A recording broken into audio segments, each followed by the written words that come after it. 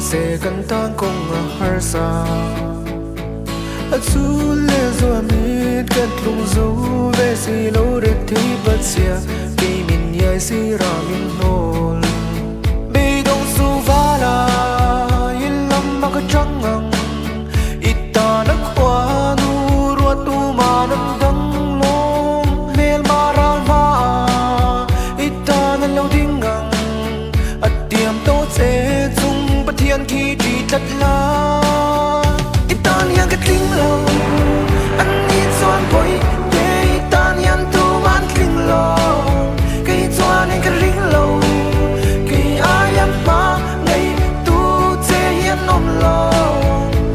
ai de se na le va na pa po te kin do ni la min tu lo me kai aya ba sal cha tu so an nom bi me e le ti na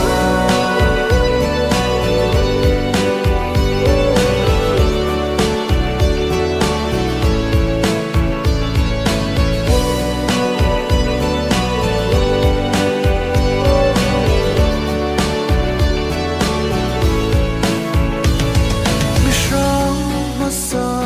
mong ai chan to lian chia ri ton nuông kha kan chan tu ra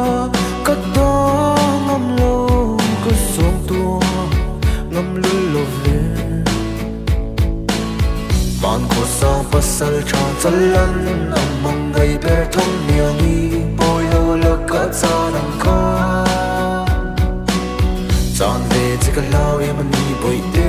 ka ba na lo chel lat la tha to ngai su ang che o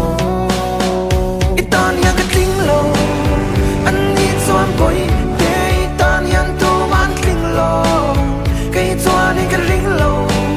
kai ayam pa ngai tu che hian nom lo ai de se na le va na pa po te kin do ni la min tu lo me kai aya ba sal cha tu so an nom bi me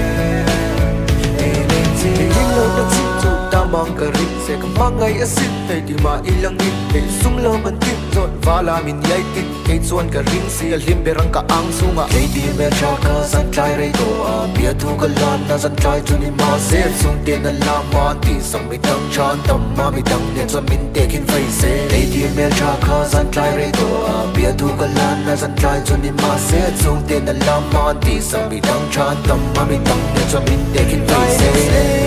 na le va na pa po te kin do ni la min tu lo me kai aya ba sal cha tu so